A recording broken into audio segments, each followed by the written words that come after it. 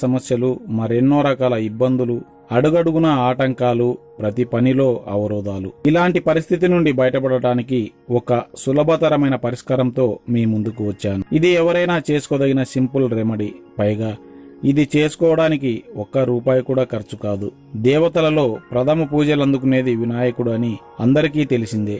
ఈయన కరుణ ఉంటే అన్ని పనులు విజయవంతంగా పూర్తి చేయగలుగుతాం. జనాకర్షణ బాగా పెరుగుతుంది. ధనానికి లోటుండదు. శత్రువులంటే భయం ఉండదు. అందరూ మనకు సహకరించి మన అభివృద్ధికి తోడ్పడతారు.